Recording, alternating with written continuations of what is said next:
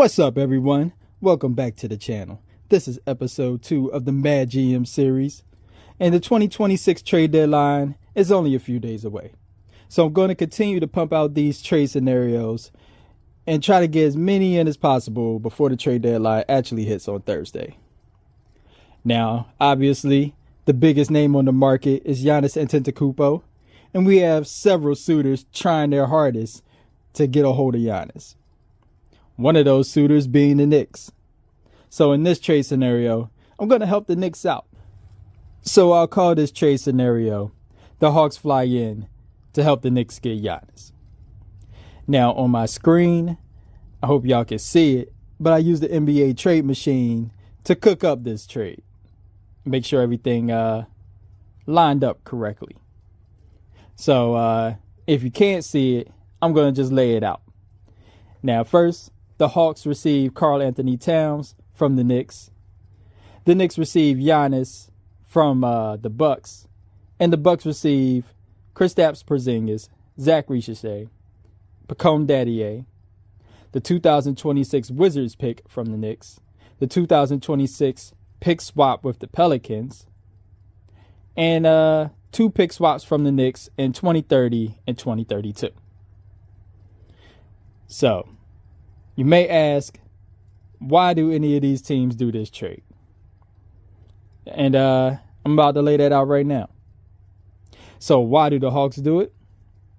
Well, they may not get Giannis, but they do get a premier player in Cat.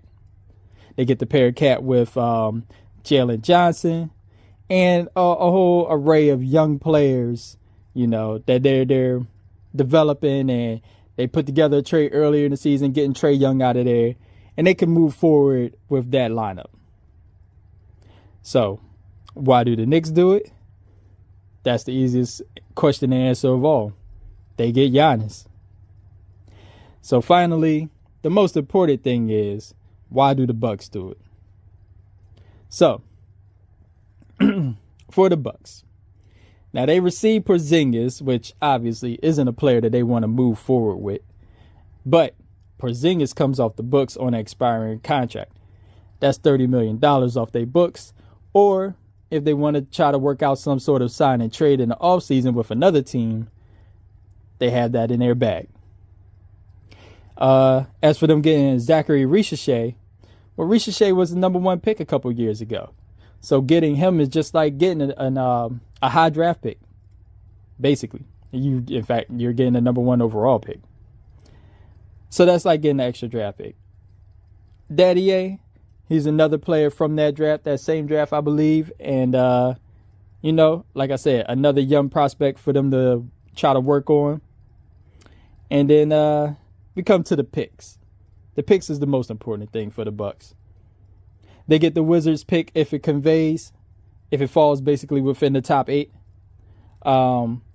They have regained control of their own pick with the pick swap with the Pelicans. So that's the biggest plus out of this, because they will get to choose the more favorable out of between their pick and the Pelicans pick in the upcoming draft, which is supposed to be a very strong draft. And then in the future, they get the Knicks 2030 and 2032 in pick swaps, which by then maybe most of the players from the Knicks are slowing down, and maybe the Knicks have a worse record than them by that point. Hopefully they have built up their team. That's years down the road. So anyways, that's my trade scenario. Y'all let me know what y'all think of it in the comments. And don't forget to like, share, and subscribe. I'm holla at y'all with another trade scenario soon. Peace.